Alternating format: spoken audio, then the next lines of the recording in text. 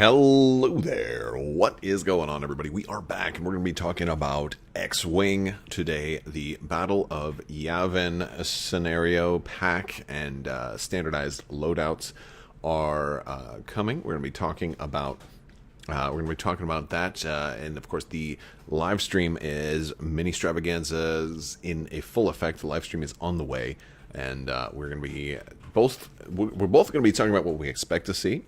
We're going to be doing Q&A a little bit, and of course when they get ready to kick off that particular stream, there's a different stream going right now. We will switch over to it. If we jump over there right now, we can see there's a painting stream for Marvel Crisis Protocol happening right now, and of course you can watch along here, or you can also head over, if you are interested in any of the other streams that are going on, you can head over to twitch.tv/atomicmassgames and check it out and watch them over there. But of course you can also watch along here. Some folks, for whatever reason, don't use Twitch or don't have access to Twitch, and I decided I'd start doing these because I once was in a place where I could only watch the YouTube streams and couldn't watch the Twitch streams, and so I thought it'd be nice to do this. Also, it's good when technical difficulties happen. We can then pan back to discussing what was shown, what was talked about, and kind of keep you guys entertained during some of the downtime. So that is what is going on right now. We are let's see, how far are we into this particular stream. We are just getting started, so we have a little bit of time. It is currently 3:36. The X-Wing stream is supposed to start at about 4 o'clock. We are going to do some giveaways too, so make sure you share the video, like the video, give it all that good stuff a thumbs up. And we'll be talking about the future. So in addition to talking about the future, we are going to have some promos that I'll be doing some giveaways for. So the first one of those will be for all you Imperial players. We've got an alternate art Howl Runner, which will be part of the giveaway for today. Is it me, or do you think that there's a chance that Howl Runner could be related to Governor Price? Because they do have that very, very similar hair color and hair style. I'm curious of that. Let me know in the chat. This is the first of one of several things. I'm probably going to do a big bundle, so whoever wins will win multiple cards. They're also gonna be giveaways that happen for Patreon. If you watch my last stream, I'd like to do multiple giveaways each day. We're gonna do some here live in the chat. I'm also gonna do some over on Discord as well. So let's talk a little bit about the Battle of Yavin scenario pack. It's kind of AMG's big new direction for X-Wing. And if you guys are also watching in, I would love to hear where you are watching from.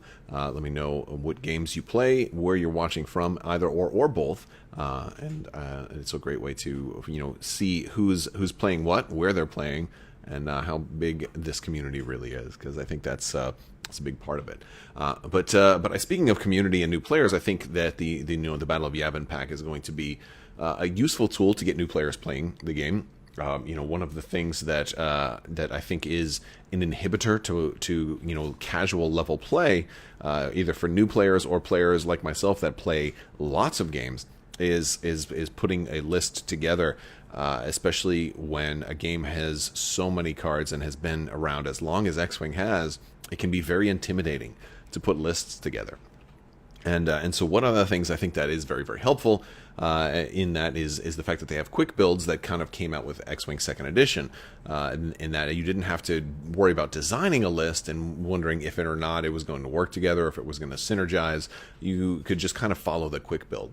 And I thought that was a pretty cool thing. The quick builds were all right, but you still had to go and you had to dig out all of those upgrade cards. So you still had, it wasn't as quick, I suppose. It was less time in terms of the designing process, but not as much in terms of like the grabbing of the cards and the physically grabbing them. In fact, in addition to pulling out all the cards you need, you also needed the quick build cards. So you actually had to pull out more cards for a quick build.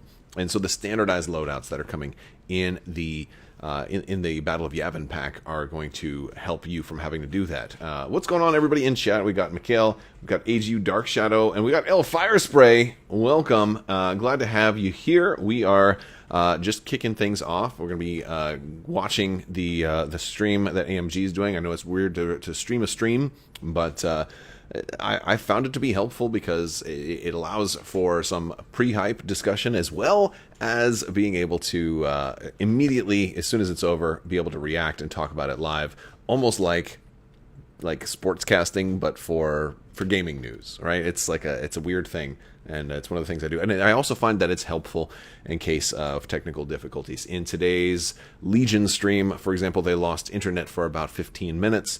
And during that time, I was able to kind of just load up all the images that they had, and we were able to talk about them and kind of react in real time. And I think that's part of the fun of a watch party, is to be able to load up all of those images and be able to talk and get back and forth and engage with you guys, and also do some more giveaways, because we have more giveaways like that. One of the cards we're going to be giving away for you Imperial players is going to be a Howl Runner card. And I'll show another one too. We've also got a Death Rain as well. So we've got a couple of those, and those are going to be we're going to do some giveaways that will be in Discord. So if you're not already in the Discord, there's links down in the description below. And also we are going to be doing some for Patreon as well. Got to do extra giveaways for the patrons, because we've got to show them some love. So another thing is, speaking of sponsors and everything like that, I've got to do a little admin stuff. Big shout out to Luxury Playstyle. Of course, amazing tokens. I know you've heard me talk about them quite a bit. Amazing full metal tokens. They are absolutely gorgeous. You've used code Crabbok VIP on their shop. You're going to save 15%. You're also going to get one of these awesome full metal Crabbok tokens. They have the lightsaber nunchucks on them. They are absolutely gorgeous. If you play X-Wing, those are good to mark critical hits because they have the C on there. If you play Legion, you can use them to mark your commander. If you play Legion also, you can flip it over. It's got a 5 on the back. You can count for damage intervals when you're adding up all your damage tokens. Or you can always just flip it for light side versus dark side. But amazing tokens. Again, they're all double-sided. They're metal. They come in a variety of different finishes. You're really going to love them. They make great gifts. They also make great prize support, so let your local stores know about Luxury Playstyle. Have them use that code. They're going to save 15% as well. And I think that's going to about do it. Let's talk to you guys later a little bit more about Luxury Playstyle if you want. But yeah, good stuff. Definitely check them out. I use them in my games. You're going to love them. So we are about 18 minutes out from the start of the X-Wing stream. Don't worry about it. You're not going to miss it. If when they start, we're going to just kind of pan over just like so. AMG is currently streaming a Red Skull Marvel Crisis Protocol stream, and we'll pan over to that once they swap over to the X-Wing stream. But if you're here, we're going to be talking Star Wars. We're going to be talking X-Wing. I'm really curious, what do you guys think about two big topics right now? I know there have been a lot of pushback and a lot of questions about the inclusion of TIE interceptors in the Battle of Yavin pack. But I'm more concerned with what you guys think about the future of X-Wing, where they're going to be going after this Battle of Yavin pack. These scenario packs, there's going to be more. There's going to be more scenario packs than we've seen right now. Obviously, there are 7 factions in the game. So, what do you guys think would be good scenarios for them to do? I'm curious some of your thoughts. I definitely would like to see more. I think they'll probably try to do at least one scenario pack for every ship in the game. Let's do some shout-outs. Let's see who is hanging out with us in chat. What's going on, Esteban? Let's go see Kenny. I might abbreviate some names because some of these have a lot of extra numbers and stuff at the end. So, Nasjop. Okay, X-Wing, yay. What's going on, Andrew? Excited for the new quick builds as you're mostly trying to get games going with non-X-Wing players at home, kids and family. They tend to find all the upgrades daunting to use. I think you have just summarized exactly how I feel about X-Wing right now. I have been very reluctant to get X-Wing to table again recently. A lot of my recent battle reports with X-Wing were all using digital stuff like Fly Casual, because I don't actually have to dig through everything. I can kind of just pick like a pre-built list or something like that and fly it. And I think that that's a lot easier if you're either not familiar with X-Wing, or if you're a returning player and you're maybe a little rusty, or if you're a brand new player altogether. So I think the standard loadouts really help with that.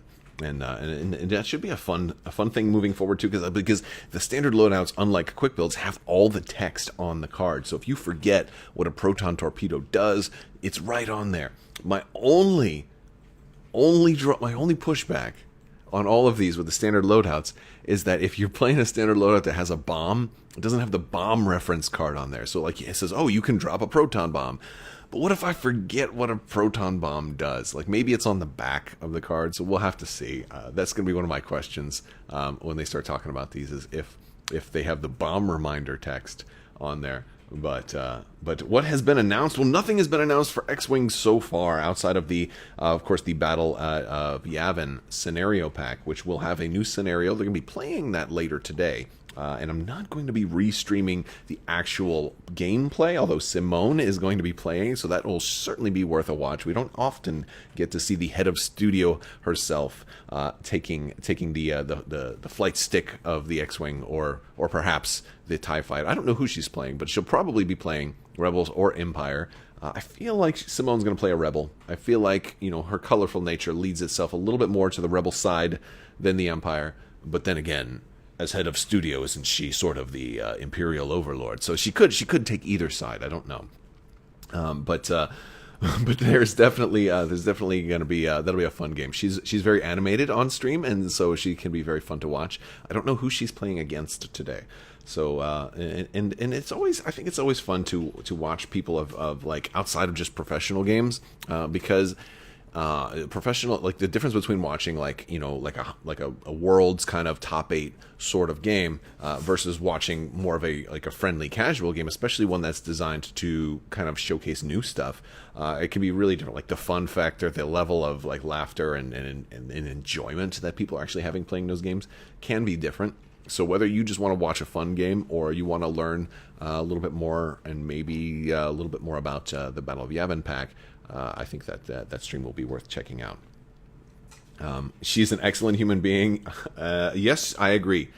She is an excellent human being. I've had a couple of chances to meet her. Most recently, of course, with my shirt, from Star Wars Celebration. AMG was really great in helping out, relieve a potential crisis situation that I was having regarding that convention, and Simone reached out to me herself.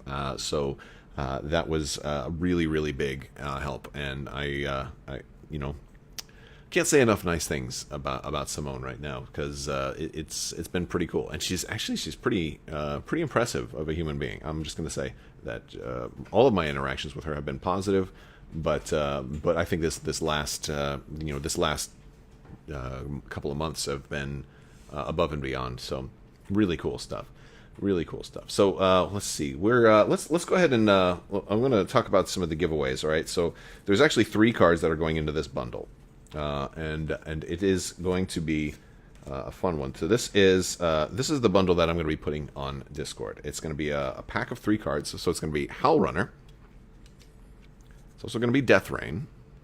Ultra promos. These are original FFG. These are old FFG kits. They also have the full art on the back. And we have a little bit of Rebel, but kind of cross, where he kind of betrayed the Empire a little bit. We've got Agent Callus, Alexander Callus. And, this is Imperial on the back. It's got a 5th brother on the back. I didn't even realize it was double-sided. I was flipping it over. I was like, it says double-sided, isn't it? So we got a double-sided. So it's mostly Imperial. We got a hint of Rebel Traitor on the back, right? So these are all 3 going to go up on Discord in the giveaways channel. Also, another copy of these 3 will be going up on Patreon. So patrons, look out for that. And I will be posting these after the stream, because I don't want to try to get like pictures formatted. There's a little bit of work that has to go into putting a post together and all of that. So that is going to be happening once this stream is over. I also may have a giveaway to do for the chat crew watching live that will be just for this. So one of the reasons I spread my giveaways out all the time. Plus, I'm still doing the normal giveaway. If you're a subscriber and leave a comment, that enters you to win the lightsaber giveaway. But that is running until the end of August, so you have plenty of time for that. But I like to do stuff that is in Discord. So if people miss the stream, but like they watch it like tomorrow or whatever, because that'll run for about a week.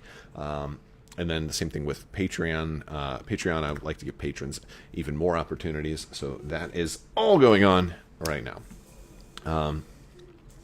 So let's see what is happening here. What has been announced? Again, nothing else has been announced for X-Wing.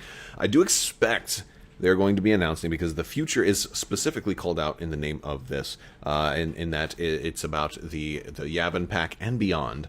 My guess is that they're going to do a Battle of Coruscant pack. I think that's a reasonable guess. They may even also announce something for the sequel trilogy. Like, I think if you look at the opening battle at the Last Jedi, where you had all the A-Wings kind of show up for the first time, you had those Resistance bombers, and of course the X-Wings, like Poe's X-Wing there. You could that's a great opportunity to get some First Order stuff. You have First Order TIE fighters. I don't know. I mean, Kylo Ren was in that in that movie. I don't know if he was dogfighting in that particular battle, so he didn't really. When he was flying, he was kind of by himself. But I think you could still go ahead. I think you could go ahead and include him in that pack.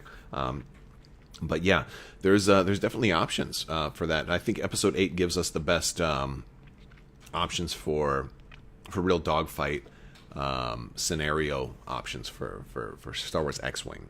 Whereas you had a little bit in episode in Episode 7. And then Episode 9, you did have some. I guess Episode 9 had a bunch, but like not all the ships from Episode 9 are even in the game. So I don't think you want to do Episode 9, because you're missing the TIE Dagger and you're missing the Resistance B-Wing. Those don't exist yet in X-Wing. So like, I don't think you want to do those just yet. I think what makes the most sense right now is Episode 8, opening battle. You got A-Wings, you got X-Wings, you got TIEs, and then you've got, you can do hero ships. You got Resistance bombers. You got already 3 ships for the Resistance. And you've, I'd have to go back and look and see if there were only regular First Order TIEs or if there were any other ones. But you can do Kylo Ren. You can probably do First Order TIE bombers or something like that. Or you could do a TIE SFs, since they all look the same anyway. There probably was some TIE SFs in there, so I think you can easily make that all work. And that'll work. I mean, they had some liberties, right? And that's what they did with the TIE Interceptor in this pack, in the Battle of Yavin pack.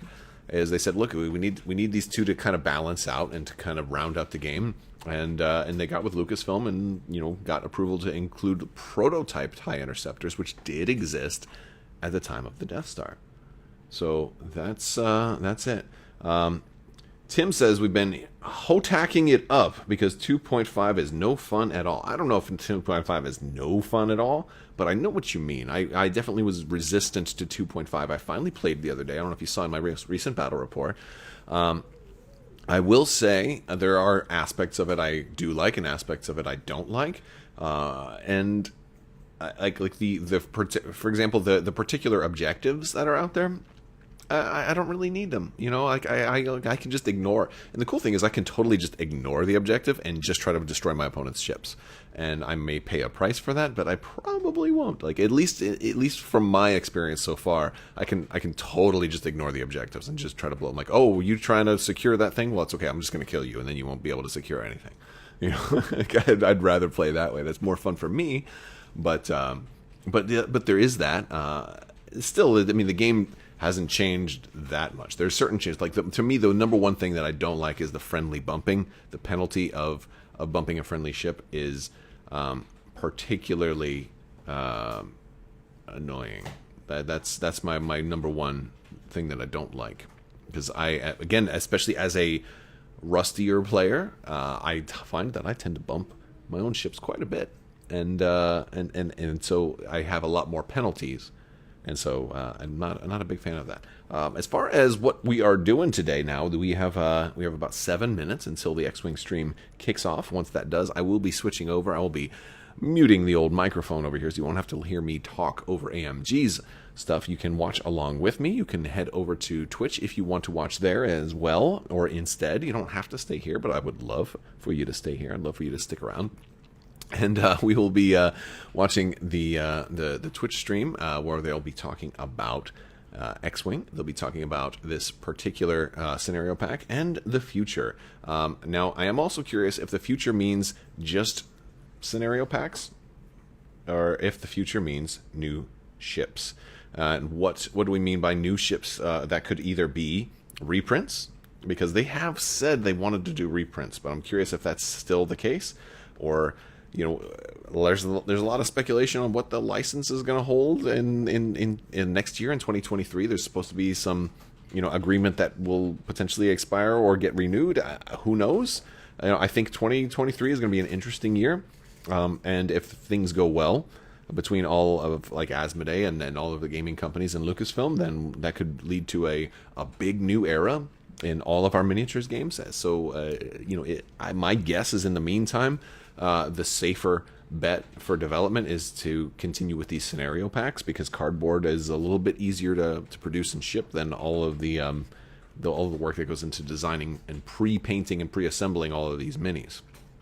So yeah, we'll have to wait and see. I'm really curious how they're going to answer that. Also, huge ships are a question that I'm concerned about. Is are they ever going to release all those raiders that supposedly are in a warehouse somewhere? You know, like all the 2.0 raiders. What's going on with those? Are we going to see more huge ships get reprinted?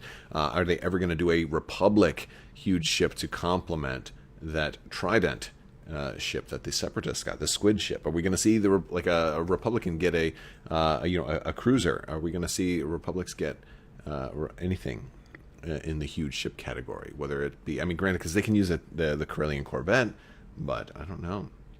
Yeah, and they don't even have Epic rules for 2.5, although they have said that you know, they're not like canceling Epic. They're kind of in, you know, they're to TBD, I think is what they said, to be determined.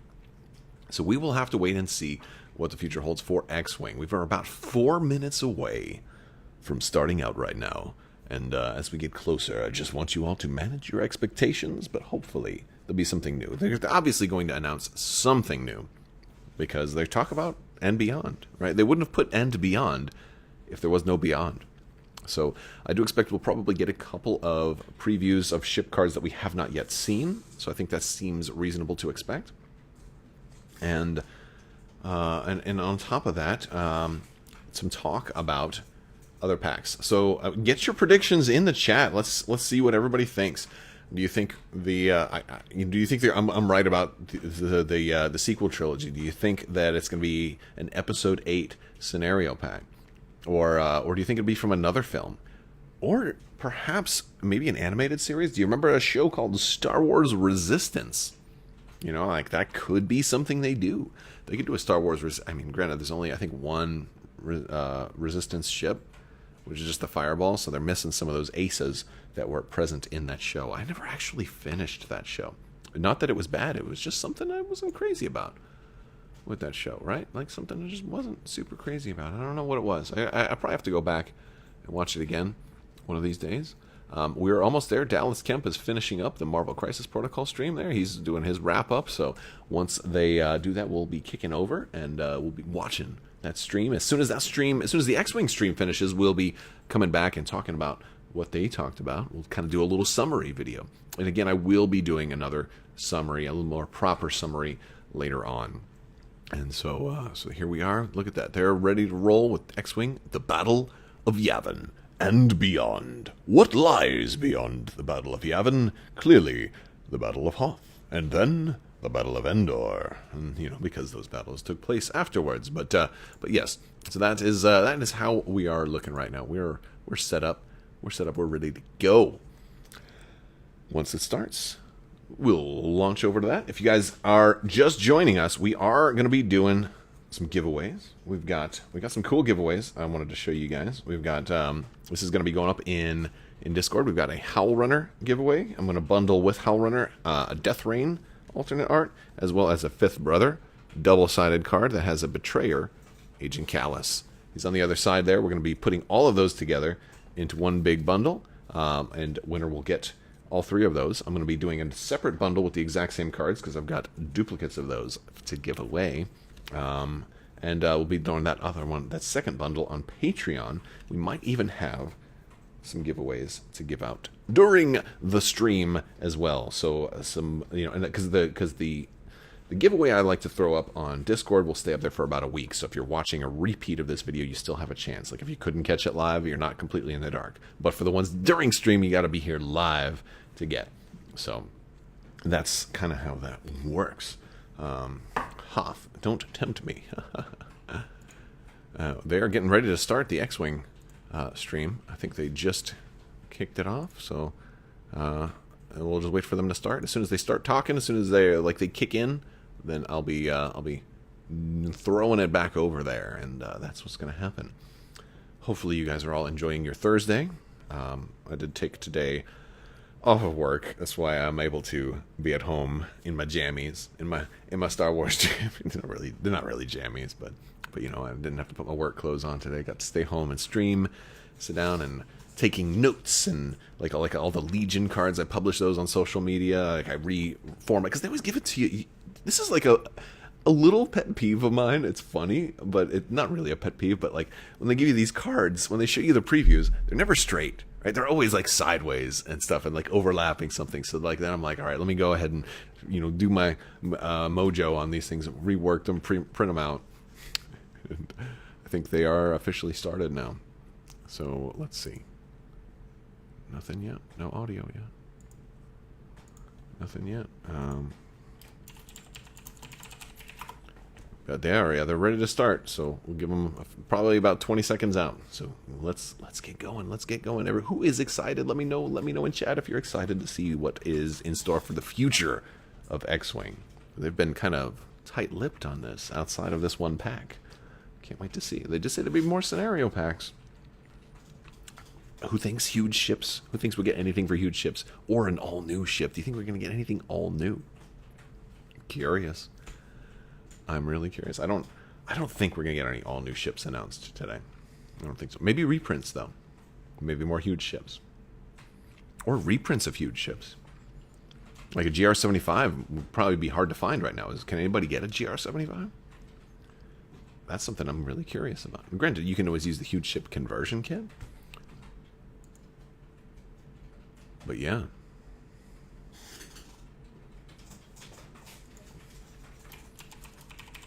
Gold Squadron is in the house. But, yep. Devin doesn't like how generics are being treated. Hello, everyone, and welcome back to another Devin design panel. This one, all about X-Wing, Battle of Yavin and beyond. I'm Will Schick, the Director of Product Development for Atomic Mass Games. And I'm Michael Plummer, Game Developer here at Atomic Mass Games. And Lead Developer of X-Wing. It's true. Very important. True. Just the two of us today, due to, we had Preston on tap. Unfortunately, he's not able to join us due to the delay, much like in the Legion panel. And so it's just going to be us. We're going to be basically diving into all the cool stuff that's coming out for X-Wing. We're going to be talking about the development, what to expect. We're going to be looking pretty far forward into the next year. Look at all the cool stuff. Good roadmap of like what is coming. So we're pretty excited. But the first thing we wanted to do was just kind of go through a quick recap. I'm sure everyone watching has been kind of with us since last Ministravaganza. Of course, a lot has developed and changed. We talked about our commitment to diving in, really getting into the game mechanics, into X-Wing, and becoming good stewards to take it forward and do the things that we felt needed to happen in order to make sure that the game not only survived, but continued to thrive and had the potential to grow and move forward into the future. And with that, X-Wing 2.5, as we kind of termed it, came about. That turned from what was supposed to be kind of like a simple week-long process into something that was far more in-depth. We spent a lot of our time really like getting our hands deep into the guts of X-Wing, talking about all of the things we're going to discuss in this panel, and where we kind of wanted things to shake out, where we thought we could make all of those goals of thrive, improving, growth happen. One of the most exciting things I think was scenarios. Oh yeah, it's been a big year for X-Wing. The game has changed quite a bit. The core is still there, and it still plays like X-Wing, but there's a lot of new bits and bobs to think about, new strategies. It's been really exciting. Exciting, yes, that's the word. It's been super exciting. And obviously, with anything, it's still kind of like fallen into place. One of the exciting things for us internally has just been watching as things start to click with people. They get more experience with the new system, with scenarios, and you start to see a lot of new metas emerge. You start to see counterplay. This thing is now dominant. Now this thing is now dominant. This thing starts to take over. And I think that's a very healthy, place for the game to be. It's obviously where we always aim for the any game that we make to wind up, where you have this dialogue between players of like where things are going. And then it's our job to come in, when necessary, and do a little bit of gardening, do a little bit of housekeeping. If one emergent strategy becomes a little too strong and just there's no answers to it that the community can find, at that point we identify it, we start to look at it, and we go forward what's there. But again, everything that we've done really has set the stage for what we're going to talk about now. Yeah. And we have some very exciting stuff. A lot of it we talked about initially as kind of our hopes and dreams during the last Ministravaganza panel, which are our first one, really diving into X-Wing and talking about our expectations and what we were trying to do. Star Wars Celebration, you saw the first peek behind the curtain of this, and that was the scenario packs. Yep. Battle of Yavin specifically. These things might be one of my favorite things so far that we've really gotten to work on for a lot of different reasons. For those who maybe don't know or haven't seen the article, there was an article that was posted as well as part of kind of the Ministravaganza. Didn't happen on time. Let's show kind of the information that we were going to give out so that people have a foundation and an understanding of kind of what to expect from these things. But the scenario packs, they really wanted to tackle a couple of different things. So we really wanted to create a new product that allowed players to dive into the narrative in the galaxy far, far away. We see so many iconic battles. You know, X-Wing was born of the imagination that was brought about from watching Episode 4, Episode 6, Episode 3, like Episode all of them? Episode 1, yeah, Episode all of them, Rogue One. You know, the visuals, the spectacle of these big space battles with a lot of dogfighting and fighters, X-Wings, TIE fighters, all that stuff. We knew that there was untapped potential there, you know, that there was a way to, again, expand the X-Wing experience beyond kind of the basic play and let players have their opportunity to dive in and kind of recreate these moments and see if they could do better or if they could make the outcomes different. Additionally, one of the big things that we wanted to do, and we talked about with the standard loadouts, was create products that were not only great for newer players by kind of taking some of the list building strain off of getting ready for a game, but also really useful for existing players who maybe weren't looking to necessarily have the competitive like tournament experience of like customizing and fine-tuning the perfect list, but instead we're like, I have a couple hours, I've got my buddy over, I want to play a quick game of X-Wing. Yep. So rather than dig through the binder and try to pull everything out, you can just be like, okay, let's just throw out these standard loadout cards and we're ready to go. So it's kind of the quick play version in a way that was really accessible and completely player friendly. And so still maintained a lot of the character and Yeah. the flavor of who these pilots are and what these ships are for. And it also let us kind of, you know, base them in a little bit of that sauce of the Battle of Yavin or the Battle of Coruscant and give them just that little something that makes them special. And I think that was one of the interesting things that came about. You know, when we were originally talking about these, and people have, you know, in the online community and stuff, it kind of brought this up. When you go back to the original Ministravaganza panel where we talked about standard loadouts, you know, at the time, the kernel of the idea was that they wouldn't necessarily be new. They would just be kind of like combinations that were already ready-made in the game. And they would have points associated with them so they could be legal in standard play, but they wouldn't really like dramatically change characters. And then as we got into the process and we started exploring stuff, and especially your work with the playtesters, all of a sudden it was like, wait, there's a lot of fertile ground to make some really interesting and compelling choices that tie back into the scenario packs and their narratives that they want to tell, and also just to create these really fun, unique, fully kitted out pilot and ship cards that players can take as different options than necessarily customizing their own ships. And that's always one of our goals, right, is give people new ways to play with their miniatures, to use the things that they've collected and these collections that they love and really treasure. Like, here's a new way to play. Here's a new scenario. Here's something that's different than the standard game of X-Wing that you play every week with your friends. It's great to have that kind of sidebar and, like, you know, Yeah, and so, you know, all this is kind of like setting up, and a lot of it was covered in the article, but we kind of want to just go over it again and kind of talk about some of the theories behind it, because this is going to be one of those major product expansions that you're going to see a lot of, and we're going to be talking about two of them. We're going to be showing more of the Battle of Yavin. So if you saw the article and you saw some of the cards that were in there, we're going to be diving into some of the more of the pilots that are also included in that pack. If you want to see how the Death Star trench run scenario goes, we're going to be playing that later today with a 4-person multiplayer game that's going to feature myself, Mr. Plummer, Simone Elliott, and Josh, our art director. We're all going to get together. We're going to split into 2 teams, and we're going to see who can come out on top, if the Rebels can blow up the Death Star again, or if the Imperials can manage to stop them this time. We're going to have a great time doing it. It's going to be a hoot. Yeah, I can't wait. And of course, another really big thing about, we talked about with these battle packs or scenario packs and the standardized loadouts, they're a great way to introduce new players into the game. And Josh and Simone have like minor experience with X-Wing. They played a couple of games, but they're still very green. And so, part of the fun is that we're really going to demonstrate how this kind of like scenario pack experience can be really useful for communities that want to grow, to bring players into the game that maybe would be put off or a little intimidated before in a more casual atmosphere. And we're just going to have a good time. Yeah. It's going to be great. That's why we play games, right?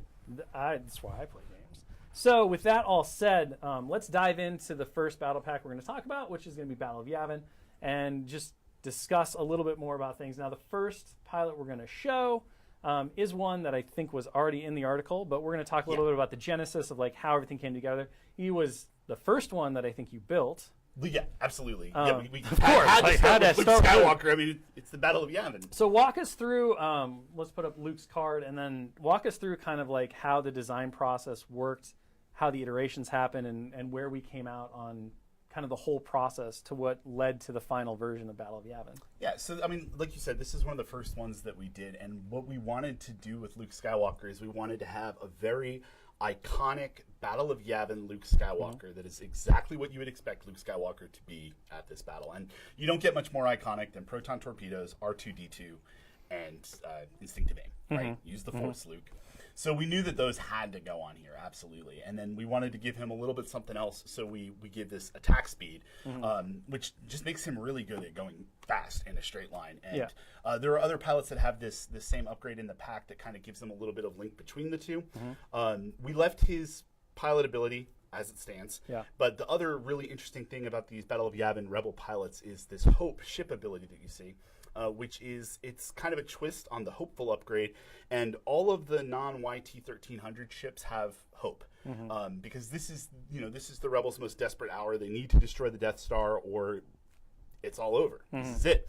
So that's all they really have on their side is Hope and some proton torpedoes. So this Luke Skywalker is exactly what you would expect out of Battle of Yavin Luke Skywalker. It doesn't have all of the most, crazy tricks that you can do with a Luke Skywalker, but it's effective, it's simple, and it blows up the Death Star. You can't get better than that. You hope. You hope. Let's talk a little bit about, like, you mentioned something, but I think this is really important, and it was one of those, like, aha moments. The light bulb went on as we were going through this.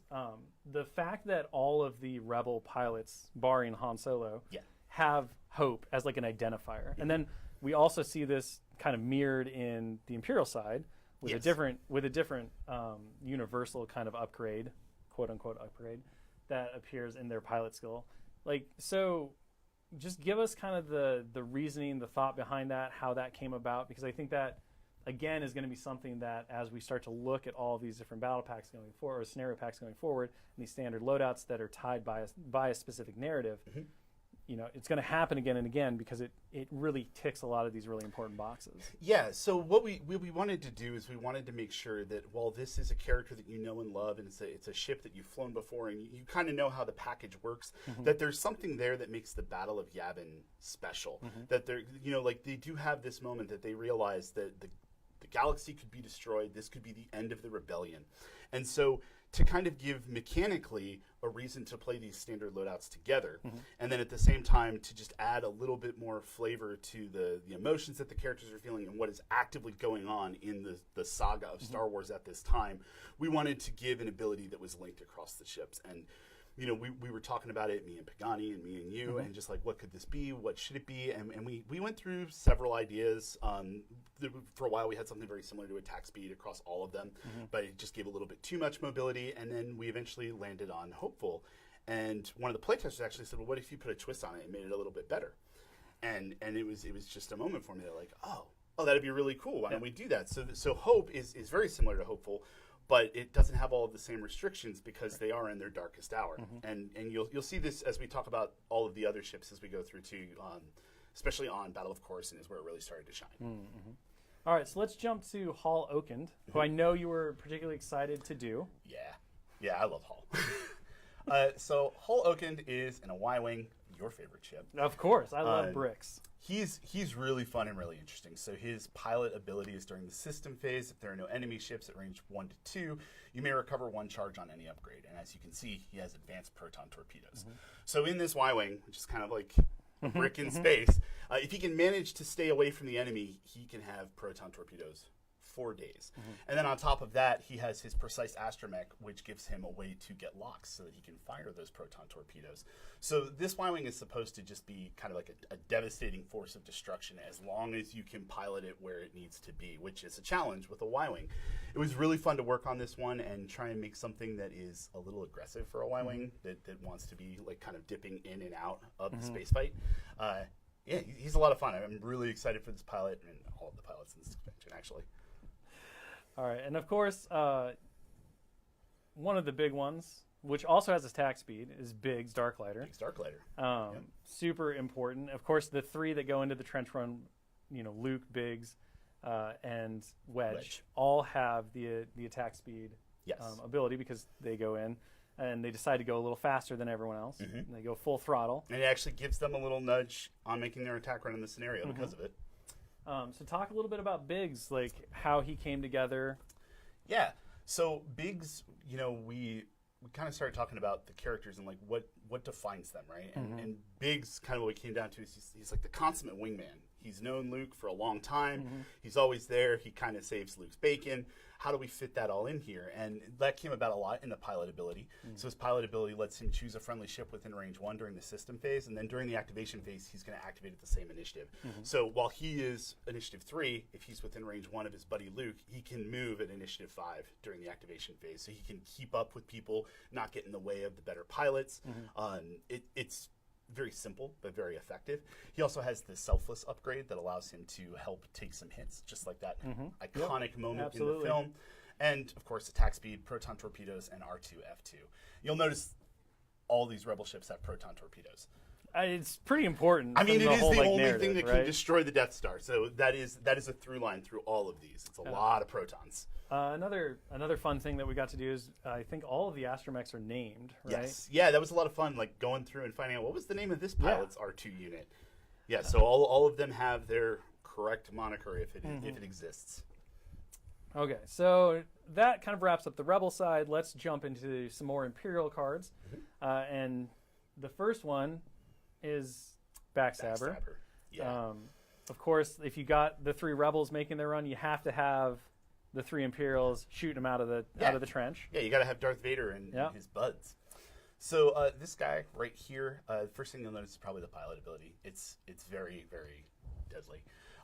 So when this guy is flying in formation with Darth Vader or Dark Curse, Mauler, thank you. Sorry. Miffle? Yeah, or Mauler. And if they're in his side arc at range 1, he gets an extra die on his attacks because they are so practiced at flying together in formation. He also has Crack Shot, which is just a fantastic upgrade, makes you very, very reliable. Disciplined, which is sort of the other side of Hopeful, because, of course, he flies with Vader, he better be disciplined. And Afterburners, which just gives him more mobility, helps him keep up with Vader and all of the others. And Disciplined is kind of, like you said, it's the mirror of Hopeful, so like it appears just consistently throughout.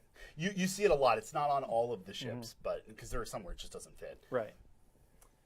All right. Well, let's look at some of the maybe controversial initially. People were a little confused as to why. You might see some TIE Interceptors.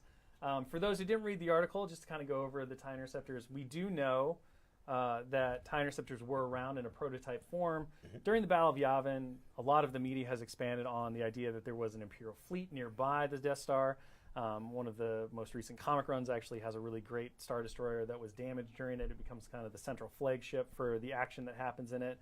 So one of the big things for us was, as we were talking, you get a lot of great mix of Rebel ships just from the movie itself. But you really only see Darth Vader and TIE fighters, so you got one TIE Advance, you got a bunch of TIE fighters. We talked a little bit about the idea that maybe there were more TIE Advances at the battle, but during conversations with LFL and kind of like discussing like what we could do, what made sense from a story perspective, and then what would be most compelling from just a player perspective. We really landed on the idea that prototype interceptors were kind of like the neatest thing. They were the thing that, all of the conspiracy lines drew towards the center, that they were there. We know that they existed. So let's kind of expand the movie, the scene, go between the scenes is a classic phrase that we often use with LFL, right? Like, did it happen between the scenes? That's, we know a lot does. And so we dove into the idea of these prototype interceptors, and it was really neat because not only did we get to explore the Interceptor, which is one of my favorite ships on the Imperial side, it also just let us kind of like go a little nuts with them because they're prototypes. Yeah, it was really exciting when you told more. me this concept, just the idea that we could mess with the ship and the kind of things it does, the kind of upgrades it has. Like, do these have tech upgrades? Like, what do they look like? They were really, really interesting.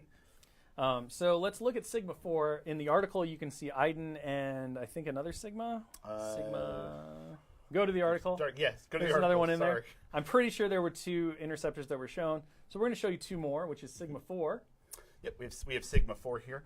So it has sensitive controls, so you can set barrel roll or boost action during the system phase, and that ties in really well with his pilot ability, which is after you perform a boost action, you may spend a barrel roll action, you can spend a charge to perform a boost action. He's got 2 non-recurring charges, so you can do that twice per game. It's just a nice little extra bit of mobility and placement for yourself, which of course interceptors really want because they're not. I mean, they're pretty fragile, right? They have a lot of agility, but if they get hit, they're going to pop like a grape.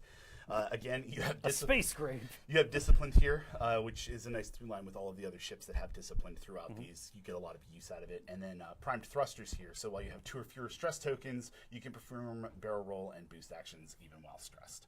So this ship in particular, he's just spinning donuts all around the Death Star. This guy can get his repositions. He's going to be where he wants to be most of the time. And then the last interceptor is Sigma 7.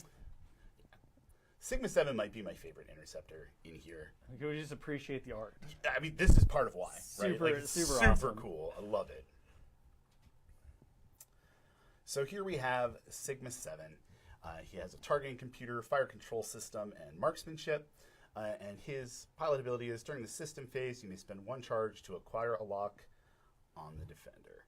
So this guy right here, he's just a very standard interceptor. He has great upgrades and a couple charges, sensitive controls.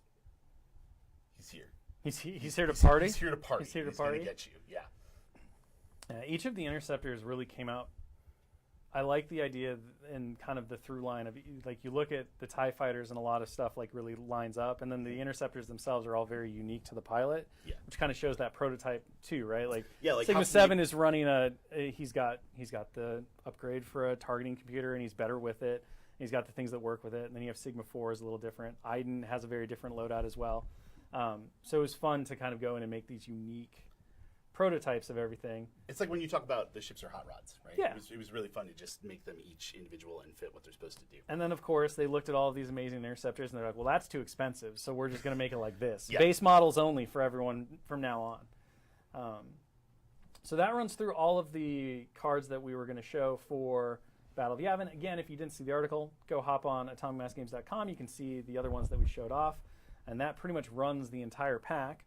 Because you're going to get 10 Rebel standard loadouts and 10 Imperial standard loadouts. Just a few left. A couple on the back of the box, too, for eagle-eyed viewers. That's true. Let's talk really quick about, the star of the entire scenario pack, because it's what everything's based around, and what we're going to play later today, the Death Star trench run scenario. So talk about, taking this super iconic moment and distilling it down to a 3x3 table with a trench. It was interesting, and it was really fun. One of the first things that you said to me is it's got to have a trench. Yeah, like there has to be a trench on the board. Not to fight otherwise. Trying to figure out the best way to do that and make it interesting and make it have kind of depth and mean something was difficult. Just because of the way that X-Wing works, and the trench is lower than space, but the miniatures kind of bump into one another. So what do we do with that? So the battle pack does come with a full-length Death Star trench, complete with an exhaust port on the end that is used in the scenario, and you lay that across. And then we actually have a condition card for attack run. So there's a mechanic in the scenario where a single small ship can get into the Death Star trench, and then it can only make straight maneuvers as it kind of barrels towards the exhaust port and tries to fire its proton torpedoes right into that exhaust port. So there are a few turns. If you could just do that right at the beginning, the game is not going to be very satisfying. Right. If the first turn you just fly in and go. So there's a limiter on when you can do that. You have to play through a few rounds of dogfight first, and there's a bunch of ships on the table. We wanted to kind of expand the size of the game from the standard 20-point game. We put this up at 35 just to kind of give it the weight and the depth of how important this moment is and how iconic this battle is. So at the beginning of the game, you have all of the ships facing off with one another, flying back and forth, shooting, going crazy. And then later on, more ships show up for the Imperials, those iconic moments where, you think you're safe, and then here comes Darth Vader, and he blows you up. Yep. We looked through the movie, and we tried to find specific points that are very important to the story and that you remember from growing up and watching A New Hope, like when Han Solo flies in. Yahoo! So we have a Yahoo condition that allows you to come in with one of your large ships later in the game and take a shot and then kind of go off and do your thing. It's very exciting. It's very fun. It still maintains a lot of the standard X-Wing, like flying at each other, shooting experience, and then this extra layer of like the actual mission that you need to do, because the Rebel player can fly as well as they want, and they can blow up every Imperial ship. But if they don't blow up the Death Star, they lose. And there is a time limit on the scenario, which we'll talk about as well. So you can't eliminate all of the Imperials and then just fly and then try to fly in and do it, unless you're really, really efficient. And I think the other big thing to talk about, I know a lot of people like really had some surprised reactions to the fact that it's a 35-point game. It's much larger than your standard. And one of the big reasons for that is, again, these packs are really looking at, okay, they're great for experienced players, and 2 experienced players can throw 35 points on the table. It might take them longer than a normal game of X-Wing, but they're going to be pretty competent with it. But the larger game scale not only adds to the epicness of the whole thing, it also allows you to really break it into a multiplayer experience. Easily. And there's nothing more attention-grabbing than watching X-Wings and TIE fighters fighting over a Death Star trench, because we all immediately gravitate towards that. So, whether you're looking to build community in your stores, whether you have friends who are kind of like toying with the idea, or you want to like open this up to more of a game night experience with more casual players, everything about this, again, was looked at from how do we enhance the veteran player experience and grow the game in a way that's exciting and compelling for them, but also how do we create entry points that are exciting and fun and allow new players to see that success that locks us all in and makes us lifelong X-Wing players. And so I think that's really cool, and it's been part of the fun part of the scenarios is like identifying these iconic moments, building everything around it, and then having this neat little scenario pack that is a lot of things to a lot of different players. Yep. And now we're going to talk about the second one. So Battle of Yavin's the first. Yep. And then the one following very shortly after that, this late this year, is going to be Battle of Coruscant. Siege of Coruscant. Siege of Coruscant. My note says Battle of Coruscant, so we'll fight about it later. We can do that. So here's the beautiful cover piece. Just take a moment to absorb it all in. So many ships. Preston did an incredible job with the artist. Coruscant looks great. I love that flaming Hyena bomber. Oh, it's yeah. Just, it's that just having a bad day. It's done for. So Siege of Coruscant, Battle of Coruscant. I know you're right. It's Siege. My notes are wrong. That's but okay. I will never admit it, even though I just did. You just did. Siege of Coruscant. So again, taking everything that we talked about from Battle of Yavin and effectively applying it to 2 new factions, which is going to be the Separatist Alliance, obviously, and the Galactic Republic. Talk a little bit about just overall the philosophy going into this one versus doing Battle of Yavin. What were some of the things you were thinking about a little different? How did you approach, because you did this one after Battle of Yavin. Yes. So what were some of the ways in which it became easier and it became harder using those applied lessons? Well, it became a little bit easier to kind of understand, frankly, just how much stuff is going to fit on one of these cards, for one. Just because when we were first starting making the standardized loadouts, it's first time with that size of card, and you wanna pack these things with abilities that they're gonna have fun interactions, but there's only so much space. So it was a lot easier to kind of hone in on what is the essence of this ship, who do we really want Anakin Skywalker to play, how do we want this to work, and also just those kind of overarching abilities All of the clones in this one have a ship ability called Born for this that just fits really well, and being able to find a through line for that and make it work with the non-clone ships, like the Jedi ships, it was really fun to do. And I don't want to say it was easy, because we definitely had a lot of iterations of how this is going to work, and it was, there are moments where it's super busto, and there are moments where it's like, what does this even do? And then eventually you find that sweet spot where it's pretty good and it's pretty cool and it's fun. We also had an easier time just with the scenario, because making one of these more larger scale kind of sprawling scenarios of a famous battle, having done Battle of Yavin and having some experience with, well, what needs to happen for it to still feel like X-Wing? What can we do that's going to be different? And like, what are some mechanics that we can play with that are going to be satisfying to use, but also work within the framework of X-Wing itself? I was really happy with how the scenario came out. I think it's a lot of fun.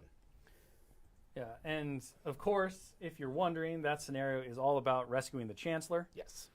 From the clutches of General Grievous. So the goal of the scenario is to get basically Anakin and Obi-Wan onto Grievous's ship, and at that point, you kind of play a little mini game where you try to rescue the Chancellor, and if you can do that, you win. But there are a lot of Separatist ships. Like, they never run out. If you've seen the movie, you know there are a lot of Separatist ships, so be ready. So let's take a look at Anakin Skywalker first. Of course, I think you got it. Just like Luke, you got to take a look at the the poster child of the battle. So we got Anakin Skywalker here in an Eta 2 Actus. We gave him a little bit of sort of a mirror of the Eta 2 that already exists, and that his pilot ability, it goes directly with Obi-Wan, and the way that it's written, it works with both the Obi-Wan Kenobi standard loadout that is in this expansion. It also works with the LCG-sized Obi-Wan Kenobi Eta 2 Actus card. And so this allows you some maneuverability, lets you do some barrel rolls if you end in the right place after your maneuver. And then over on the upgrade side, we've got Malice, which is a dark side power on Anakin Skywalker. And though he has not quite made his shift, he's starting to head that way. So we thought it would be a really nice little something for Anakin to have this. All of the Eta 2 Actus in this one actually have this second upgrade, which is ancillary ion weapons. So, and this was brand new to the ship, right? This is brand new. This is a brand new upgrade. Doesn't exist in X-Wing yet. So this, we wanted to build the idea of the Eta 2s with cannons into this ship, but also like let them do something unique. So they have these ancillary ion weapons, which kind of, it gives you the option to ionize. It lets you do something different with your weapons when they're you get the dice that you're used to. You're still going to maneuver the ship in the way that you want to, but sometimes you just need to ionize something more than you need to blow it up because, scenario or what you're trying to get to. So it just gives them a little bit more flexibility. And of course, it's not Anakin Skywalker without R2-D2. Of course. He was there. So thematically, it's got to be there. I love the fact that, when you were working through the ancillary ion weapon thing, the number of charges, how many times you got to use it, was it still useful and impactful? And it was neat to watch that process kind of go through. And I think it's a really cool way to represent cannons that is slightly more balanced and has these like different tactical choices and applications to it. This was really fun to work on, like getting that one just right. It was a struggle, but we got there. So let's talk about another Jedi, but not Obi-Wan. Not Obi-Wan. Let's talk about Shaak Ti. Shaak Ti. So we have Shaak Ti also in an Eta 2 Actus. And Shaak Ti is really interesting on account of her pilot ability. So her pilot ability is at the start of the end phase, you may perform a purple coordinate action, even while stressed. And after you perform a coordinate action, if the chosen ship has the Born for this ship ability, you may coordinate one additional ship. So like very much an ability that is completely baked into the whole scenario pack. Absolutely, yeah. This Shaak Ti definitely wants to fly with the clones that are in this expansion pack. The ship ability is still good if you're not. It just gets a little amp up if you have a couple more of these to kind of give that idea that like they're in tune, they're ready for the battle, they have a plan. Shaak Ti has marksmanship and brilliant evasion, so good shot, pretty safe. The ancillary ion weapons and an R4P astromech.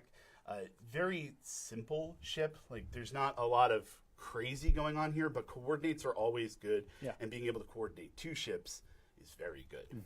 Very good. And to kind of like talk a little bit about this, because it's going to come up again when we show, spoiler alert, the Dooku, who is also included in this pack. Once again, similar to the Interceptors, right? We know that what we see in the movie is kind of the later stages of the siege. Yes. But we don't see kind of the initial like foray. There is media that kind of covers it. There was a great before Clone Wars animated, there was another Clone Wars animated that kind of covered some of this stuff. And so, Shaak Ti's inclusion, Dooku showing up in the Sith Infiltrator, as we'll see, these things kind of are between the scenes as well. So while we don't see them in the movie necessarily flying, during the battle, we can safely assume, and talking with LFL, it seems pretty, locked in, that it is very likely that at some point they were around, they were fighting. And so it's another fun way to kind of expand what we know from the movie that we've seen. And so that kind of like sets up some of the pilots that you'll see, and you'll be like, I don't remember them in the movie scene. And it's like, yep, because, it's taking a broader view than just the action that we see directly at the start of episode 3. Axe. So let's look at some Born for this clones. Let's look at these clones. So we've got Axe here in a V19. Torrent. So here you can finally see what Born for this does, which is while another friendly ship at range 0 to 2 defends, if you are not stressed, it may spend your focus and evade tokens as if that ship had them. If it does, you gain 1 strain token. Oh, excuse me, if you're not strained. It's a little hard to read the screen from here. Apologies. So basically, these clones get to share their green tokens with one another as long as they're staying pretty close to one another and doing the thing that clones do, which is fighting together. They are literally born for this, bred for war. So just that extra ability to kind of pass tokens around and use the evade on this ship that really needs it, and do I save that focus for later, or do I spend it on this ship now? That ship might need it later. It creates really interesting choices that you can make. It allows you to kind of brick up if you want to and supercharge one fighter, or you can spend them in a pinch. It creates a lot of really interesting choice, especially across all of the different ships that are here. This ship in particular also has a pilot ability that deals with Born for this, so Axe is just particularly good at fighting with his brothers. He has Deadeye Shot and Barrage Rockets. Barrage Rockets are always great on a V19. It's just a very solid ship. All right, let's take a look now at the Separatist side. Yes. And of course, the first one, which we prepped you for, there is Count Dooku. It's an amazing little art piece that Preston and the artist worked up. This is obviously not Coruscant. This is actually Dathomir. Yeah. But, we can assume that at some point he probably took his Sith Infiltrator to Dathomir. It's just a beautiful magenta. I love magentas. They're so good. I want to paint a Sith Infiltrator just like this with the magenta hues. It's going to be beautiful. I'm into that. I know. So beautiful. All right, let's take a look at the pilot card, though. This one's fun. So if you're familiar with Count Dooku Crew, his ship ability, or his pilot ability is going to look very familiar, which is devastating and very, very strong and very fun. Really fun to fly the ship around with that. He also has Malice and a new Force upgrade that we created, which is Roiling Anger. Roiling Anger is kind of a twist on patience. It helps him get his Force back, but in an aggressive way, as opposed to not attacking. So it kind of helps him to stay relevant and keep his Force up, because he's going to want to be spending it as he goes around. And of course, he's flying Scimitar, so he has this cloak action on the bar. And avid viewers will notice this Dooku is Initiative 5, which is a lot higher than Dooku currently is. And this is like Dooku's big moment, right? So Dooku is at the peak of his game until he's not. Right. you peak early. Well, there's not much more time to peak. So we wanted to make sure that this Dooku is very much like front and center, important, does what he wants to do, and can be leveraged to make you victorious. We think he's a lot of fun. And then, of course, we have a whole bunch of droid fighters that are going to show up. Yep. We're going to show you 2 of those. The first one is Dis T81. Yep. So this is a droid tri-fighter, and I think of this guy as kind of like the elite droid tri-fighter. The elite droid tri-fighter. Yeah. He's been around. He's been around. He's very skilled. His programming has learned. He has outmaneuver and afterburners, which are both fantastic upgrades. And then he has contingency protocol that you see here. So contingency protocol is the through line for the Separatists here. And what contingency protocol does is that after the ship is destroyed, another friendly ship at range 0 to 3 with contingency protocol may perform an action even while stressed. So as your ships are being destroyed, other ships are able to get out of the way or grab a calculate or barrel roll, do whatever it is that they need to do to better position themselves. Because the thing about the Separatists is they will throw those droids into the meat grinder. Oh, yeah. One droid doesn't matter. And so, the idea here is that, like, the programming understands that other ships are going to be destroyed, and how do you handle the fact that the droid that was right next to you isn't there anymore. What do you do to evade? What do you do to get yourself into a better attack position? So you're going to see contingency protocol through a lot of the Separatist stuff. Really strong, as you mentioned, a really strong rule alone in a normal game of X-Wing. However, when you tie it to the scenario, and this is another fun thing, where they keep coming back, all of a sudden it's like, oh yeah, I get a free action, and I know that ship's going to just like pop right back later. It's no big deal. It's a no big deal. Yeah, I really like the thematic elements and how that really ties into the swarm idea that happens in the scenario where the Republic is mounting a desperate offensive to try to save the Chancellor against insurmountable odds. The next one we have is DBS-32C. DBS-32. It's a nice little Hyena class droid bomber. Yeah, this guy's really interesting. I really like the pilot ability on this one. So after you perform a calculate action, you may spend 1 charge to perform a jam action. Jams are just fun. It's always fun to like. You just like making Pagani super angry. No, Pagani makes me super angry with jam, and I've learned that jam can be exciting instead of frustrating, but it's both. It's a simple ability, but you know, taking away someone's green token or taking away their locket in an opportune time can change the game. So you've only got 2 charges. You can only do it twice. That's fine. You probably don't need to do it more than that. This one also, if you look on the right, has strut lock override. This is new to this expansion. So we didn't want to have flipping cards. So we didn't want to put, landing struts and all of that on these ships. So we tried to come up with something that was going to kind of give the ships still some agency around obstacles and what they're going to do to them, but without having the turret planting. And what we came up with is strut lock override, which has 2 charges. And at the start of your activation, you can spend a charge. And if you do, ignore obstacles while you move through them. So, you can fly through that gas cloud with no ill effects. You can fly through those asteroids, no big deal. And of course, all these come together to, fight ideally in the Save the Chancellor scenario. Talk to us really briefly. There's no trench in this one. There's no trench in that one. Talk to us really briefly about kind of like what the objectives are, what players are trying to do. There's no trench, but there is the docking bay of the Invisible Hand. So in that scenario, you have the docking bay of the Invisible Hand, and then you have the rebels, or not the rebels, excuse me, the Republic and the CIS flying towards one another. There are hyperspace points where the reinforcements for the CIS can come in from. So as you're chewing through those ships, they're going away. There's a time limit, and then you need to eat through the shields on the Invisible Hand so that you can get into the docking bay. Receive a rescue token, and then there is a little dice mini game to see if you can actually save the Chancellor while you're on there. Nice. Yeah, that one's really fun, pretty wild, and of course there's... It goes nuts and just off the rails, and all of a sudden you're like, I'm never going to win! I'm never going to win! I can't do it! I got in! We saved the Chancellor! It's Roll great. them dice.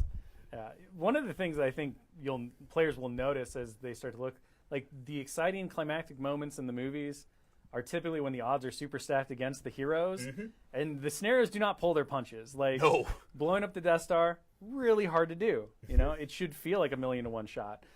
If you're rescuing the Chancellor, if you're side 1 in the movie, is that what it is? You're going to have a hard time in this scenario. There you go. And that's kind of the idea, right? Like these are epic moments, like 1 in a million shots, right? So if you make it too easy, you don't get that same satisfaction. You cheapen the victory. Absolutely. Okay, let's talk. Let's go beyond scenario packs. We've talked about the 2 that are coming. We're going to talk a bit more about what to expect in the future because we do have some more lined up that are going to be pretty exciting. But I want to jump into non-standard loadouts. So one of the most exciting 2.0 releases that came out initially was the Hot Shots and Aces card pack. And of course, this is really cool because we talk about how adding more opportunities and options for using the miniatures you already have is very cool. It's very exciting. And we wanted to go back to the Hot Shots and Aces and make Hot Shots and Aces 2. So let's kind of take a look at the cover art. Rad cover art for Hot Shots and Aces 2.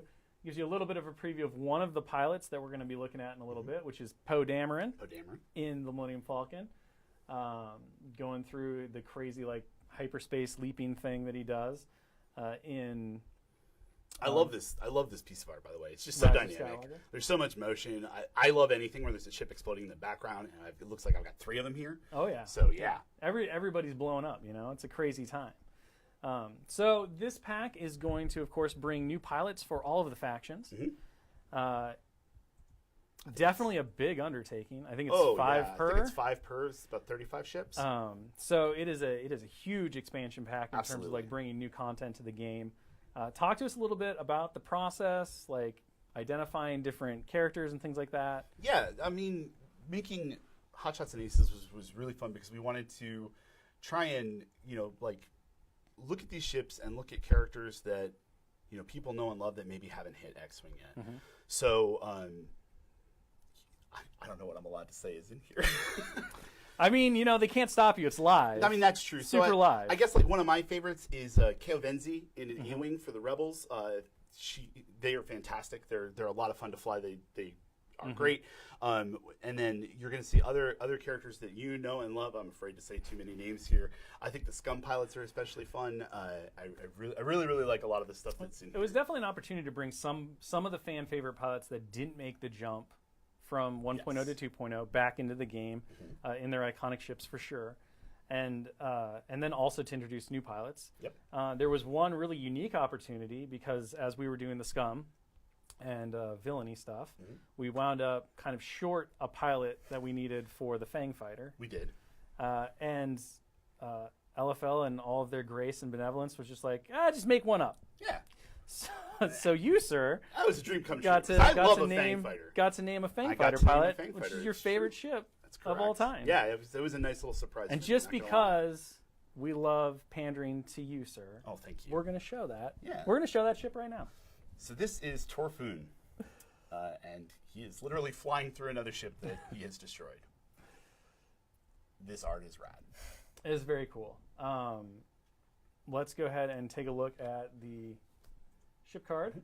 And what's actually really cool about the art is it very much ties in with what the pilot ability here does.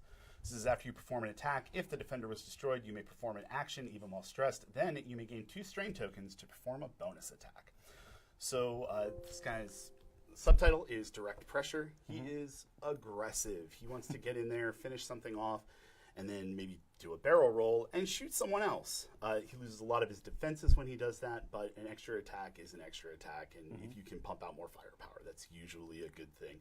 You don't want to do this if he's damaged, because he's only going to have 1 agility, but that's what you do.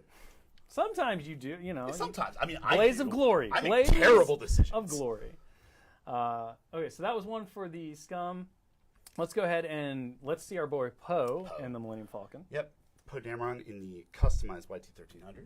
So again, a lot of the inspiration for this Poe came from that opening sequence in Rise of Skywalker, where he's trying to evade the First Order, and they're doing the hyperspace skipping and all of that. All kinds of crazy flying.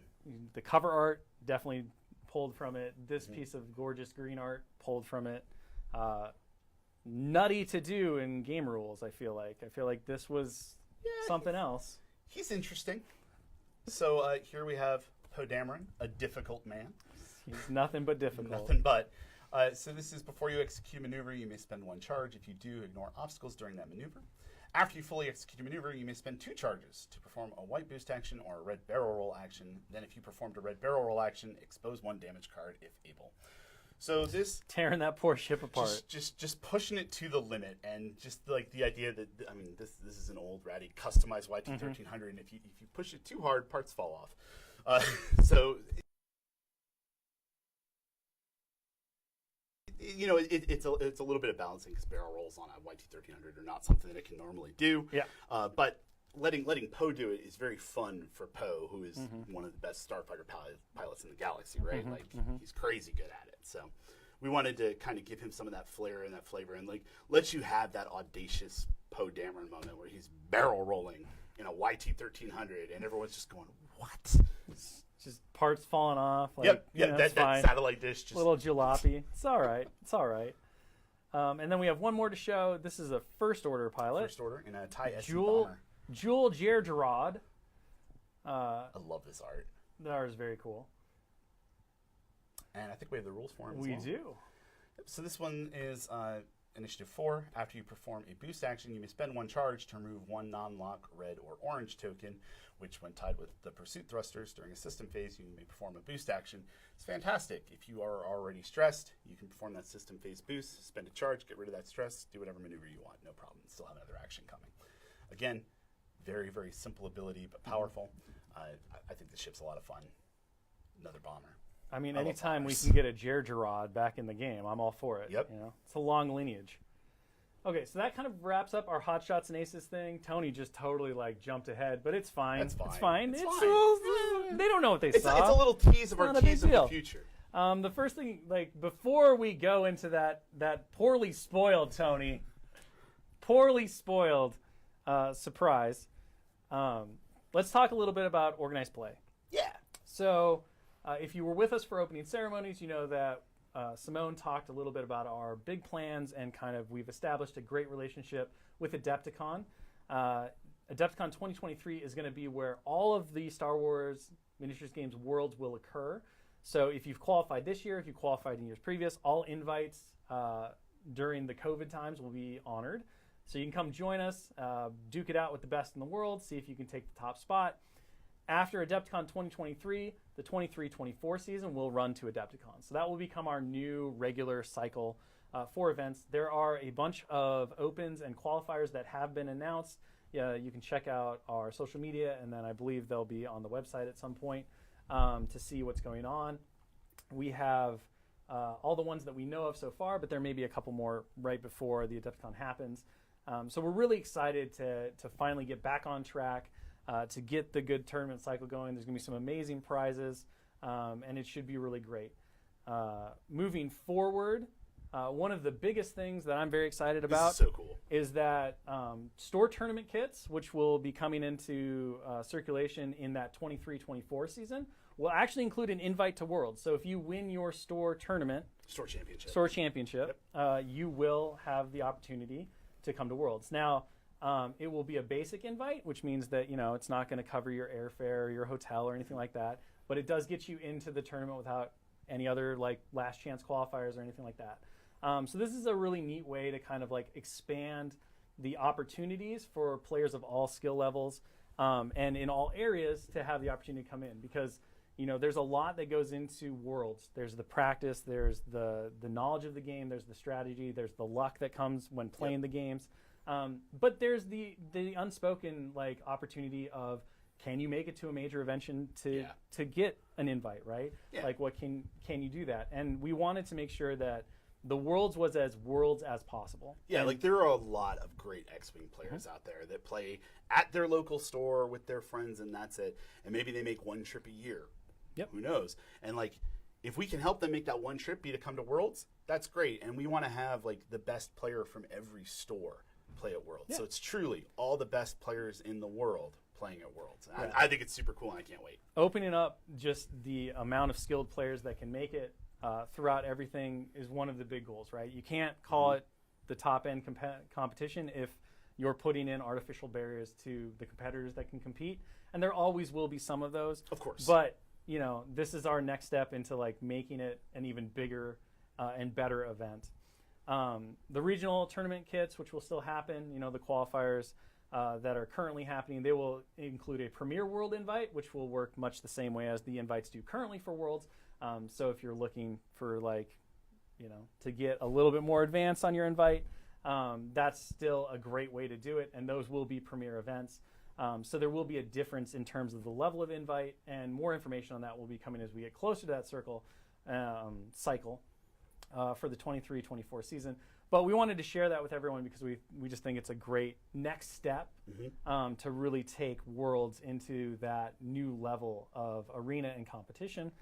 We're also, of course, going to be continuing to roll out more and more in-store organized play kits that are non-competitive focused, narrative events, just like Droid You're Looking For, which was a smash hit when it was run at Adepticon and a couple of other places, that expand the experience. The next one coming up is Children of Mandalore. Do you want to talk a little bit about what to expect from that one? I can talk about that a little bit briefly. So Children of Mandalore is going to be coming, and that is going to have 2 unique scenarios that are just for playing with this organized play kit. It's going to have some unique conditions, and you're going to get to follow the Mandalorian, the tradition of peace and the tradition of war, because if you think about the Mandalorians, they have both sides of that coin. Like, they were really good at fighting, but there was a period where they were really good at not fighting. So you get to kind of experience both of those with 2 unique scenarios.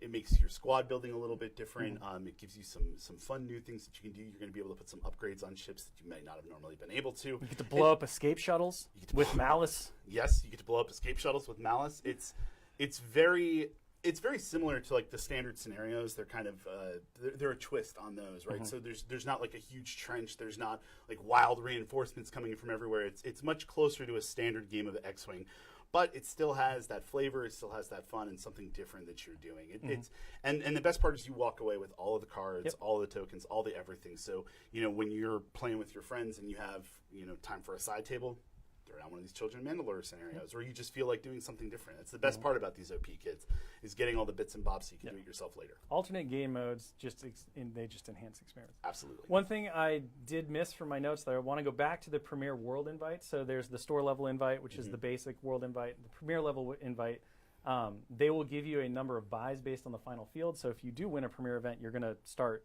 further up in the bracket than you would otherwise. So again, there is that recognition of typically when you go to a regional, you're playing against a stronger field because you're bringing in the best or players from all over the place. But again, just really cool, and it's going to be a very fun next cycle that we're very excited to see how it turns out. Okay, let's talk about the future really quick. Let's do it. So one of the things we discussed at last Ministravaganza, much like the scenario packs, much like a lot of the things that have come to fruition, was the fact that we wanted to go back and look at ships that were really iconic, that were fan favorites, that didn't make the transition from 1.0 to 2.0. Happy to say that next year, you're going to see the start of some of these reprints of these ships. This is going to be also really important because in X-Wing Standard, the new tournament rules, you can only use 2.0 ships as legal ships. This again goes back to our desire to make sure that if it's a competitive event, it is competitive as possible. Just because you played back when a ship was available that is no longer available, that shouldn't be an edge that you get to exercise over a newer player, right? So bringing these ships back is twofold. It brings them back into players' hands who started after the ship became unavailable. It also makes sure it allows them to come back into Standard. So it's a big push for us. The first two, Tony already put the first one up, so I bet everyone's guessed what it is. Is of course the TIE SA Bomber. Classic, iconic ship from the original trilogy. I love this thing. It's not as cool as a Y-Wing, but it's pretty neat. Sure. Just throwing that out there. So this ship will be coming back in a reprint in 2.0, and all of these new 2.0 ships are actually going to include new standard loadout cards. So in addition to the standard ship and pilot cards, all the upgrade cards that allow you to build everything like normal, new products are going to include standard loadouts. They will give you new options potentially. They will kind of build things out. I know you've been having a lot of fun just knocking these things out, and I'm excited to see the mix and matching that players will do between standard loadouts, customization loadouts, all those things. The bombers are really cool. The bombers are really cool. And of course, another ship making its grand debut back next year. I'm excited about this one. Yeah, the Donut of Death, the YT 2400. Dash Rendar is screaming back into X-Wing. This ship, we're taking the opportunity with the reprint not only to bring it back, but also to do some very significant balance tweaking and readjustments to it. I think it's a very cool original design. It had some neat ideas, but it obviously has caused problems throughout the game. I mean, Dash Rendar was a name spoken in hushed, fearful tones for a little while there last year. Yes, that's true. So you will see that this ship will not only just be a straight reprint, it will also have evolved and changed actual game rules, and that will mean that the Dash Rendar of old will disappear, and he will have his final farewell into the darkness. He'll chill and extend it. Into the darkness. But we're really excited for these. So these will be the first two. They will be coming out sometime in quarter 2, quarter 3 of next year. And then, of course, yes, the Alpha Class Star Wing is coming out as a reprint next year. It will be late next year, but we wanted to get that out of the way. So the Alpha Class will also be making its review. I'm excited about this one. It just looks so cool. This is one of my favorites, and it's literally one of the ones that I only own one of because it was like right when I left X-Wing. To come and start Atomic Mass Games, and I just kind of fell out of like playing right around the transition. So I only ever got one, and I want like 3 of them. There you go. So your chance is coming. My chance is it's coming back. 2023 is my year. All Star Wings all the time. It might beat the Y-Wing for my favorite ship. Oh, wow. I know. I was very jealous. Stay tuned. Yeah. Who knows how it'll evolve. But again, new standard loadouts will also be included with the Alpha Class Star Wing. Yep. It'll be a reprint. It'll bring all that stuff back. So this will continue going forward. Not every ship from 1.0 will get a reprint. There are lots of considerations that go into which ones we choose. We're trying to identify at first the most important and critical ones, kind of the fan favorites, the ones that are really kind of missing from factions, and then we'll move forward from there. So the process has begun, and you'll start seeing all of these reprints coming out starting next year. Another super big thing for next year is you're going to see new single-player starters for X-Wing coming out. Yep. These are going to be dedicated starter squadron packs. They're going to include 4 ships for their faction. They're going to include standard loadouts, which will allow players that are new to immediately jump in and start playing with the ships with all of the upgrades without having to kind of go through the strain of learning the upgrade cards construction at the start. They're going to be balanced against each other so that 2 new players who have these starter boxes can kind of throw down immediately, start learning the game, and have a great experience and then begin their journey forward. We're really excited to be ushering in this. We think it's going to be a great leaping off point for new players. Of course, it's going to include the new rules and all of that. So it's going to be a new starting point that will kind of usher in the next generation of X-Wing players. I think it bears mentioning that the standard loadouts in the starter boxes are going to be, they're only going to include upgrades that are in the starter kit. Yep. So that this is just a single card that a new player can pull out and throw on the table. There's not going to be a lot of new and exciting stuff on these standard loadouts. These are really just to make starting to play the game be easy. And then you can take that standard loadout and pull the same upgrade cards from your new collection and tweak your loadout as you start to build the ships yourselves. So don't get too excited about standard loadouts in the starter box. And again, this product, more than any other thing that we've talked about, is specifically designed for new players getting into the game. So it's not going to include any brand new upgrade cards that you've never seen before. It's not going to include new pilot cards that you've never seen before. It is the new starter. So if you have friends, you have a community that's looking to grow, when these come out mid-next year, these are going to be great jumping off points for those players to be able to jump right into a single faction, start playing right away, and have a really great foundation for their X-Wing squadrons to build out from. And of course, we're going to have more scenario packs coming. Yep. We've mentioned a couple of times now, there's a big 40th anniversary. That would be is. Return of the Jedi's 40th anniversary next year. So of course, we had to do the scenario Battle of Endor. Yeah. You're going to get your chance to try to blow up a Super Star Destroyer. That will be the scenario on that one, and you're going to see a lot of new Rebel and Imperial pilots. We have plans for even more scenario packs going forward into the future. We've got the Battle of Starkiller Base. We've got the Battle of Jakku. Like, the possibilities really just so many continue battles. to go, and we're really excited to explore more of this space, bring more of those iconic moments into X-Wing, and also use it as a template to kind of bring forward new and interesting pilot options for the ships that already exist, and plenty more to come. So, we've just kind of scratched the surface of where we're going with X-Wing. We're out of time by a minute, but whatever. I don't even care. We're just going to keep going because we're done now. That was a quick It's hour. like over. But yes, so the future is really bright. We're very excited with where we're going. We have plans really stretching out the next 5 years, and more stuff as we continue to work with LFL and see all of the cool things that are coming. It's going to be a good time. So thank you very much for joining us. We hope you're as excited as we are for all of the new content coming forward, and we will catch you at the game stream, which will be happening soon, 4 o'clock. Tony's got 4 fingers up. I bet that means 4 o'clock. So join us at 4 o'clock. Let's see if the Rebels can pull off a 1 in a million shot. We're going to do our best. And destroy the Death Star against the stiff, fearsome resistance of one Will Schick and Simone Elliott. Oh, no. And their Imperials. All right, thank you very much for joining us, guys. Have a wonderful time. We will see you folks all in the next one. Goodbye. All right, so that was pretty wild. Some interesting events. I'm going to load up some screenshots. We'll take a look at a couple of things. I won't keep you guys too much longer, but I think what we need to do is we need to go ahead and talk about what they all talked about and kind of recap everybody who may have joined a little bit late, because that's certainly an important thing to think about. All right, we got that. We got everything loaded up. Let's do that. Let's talk about everything.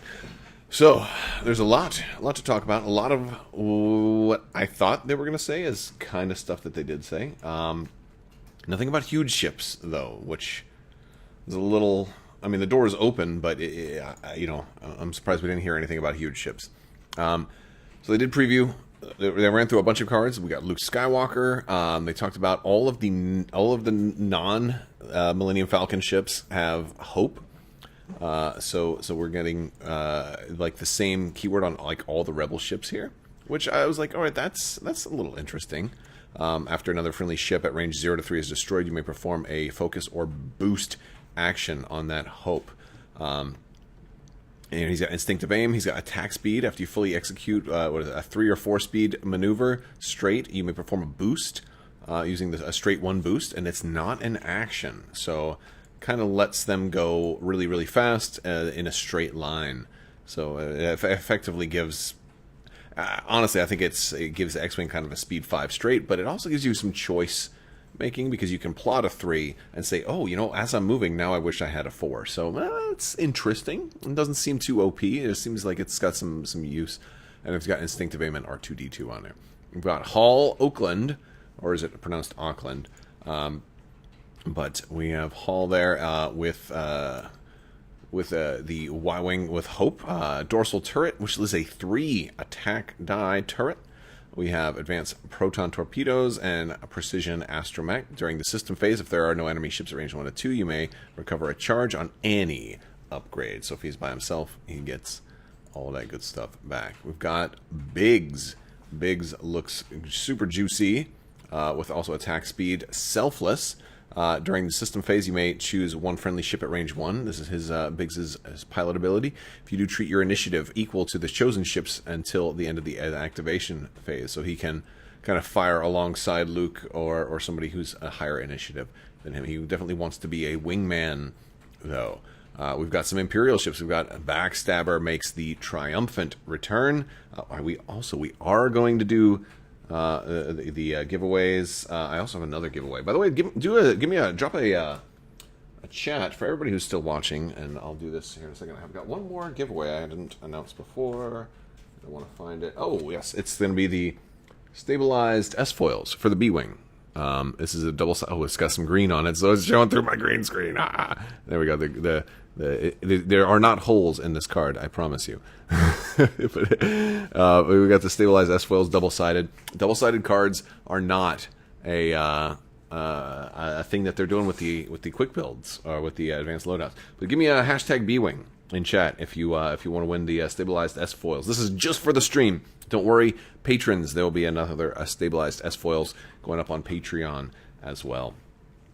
So let's see. We got Backstabber. Nice to see classic TIE fighters, especially from people who played X-Wing 1.0 back in the day. If you got Darth Vader or Maul or Mythal in your side arc at 0 to 1, you gain an additional attack die, which is always good. TIE fighters that can roll 3 dice, or always go 4 dice at range 1, always super, super cool. We've got Sigma 4.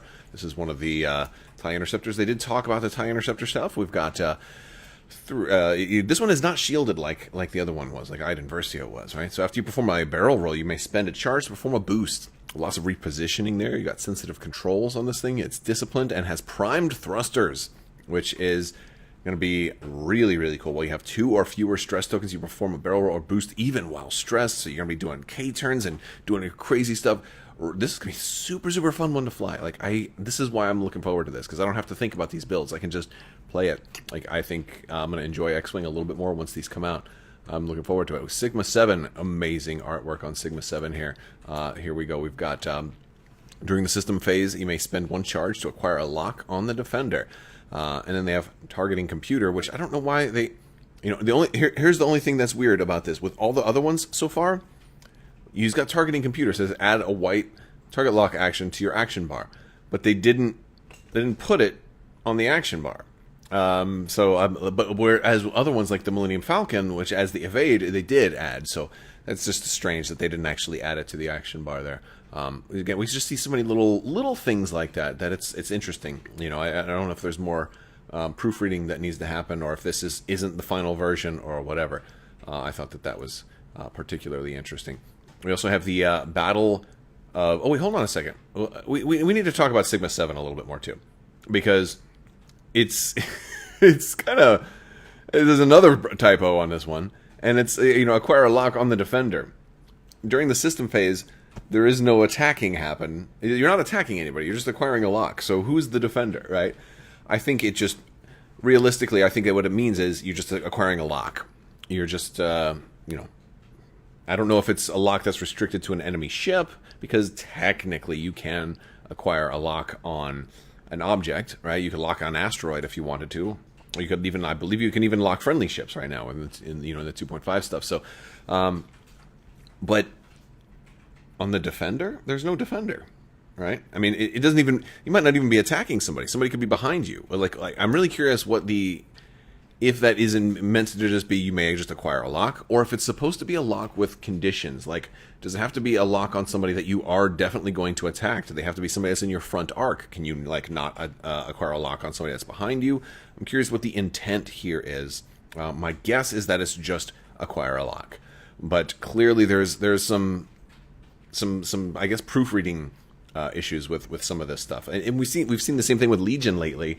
You know, it's just very bizarre. Very bizarre. All right. They did talk about other packs. The other scenario packs are coming. They gave us a lot of previews of the Siege of Coruscant, which, again, that's exactly what I thought they were going to do, although there's a lot of different ships here, right? So we've got the ARC 170s, we've got ETA 2s, we've got V-Wings, we've got V-19s, even if there's a V-19 in that ARC.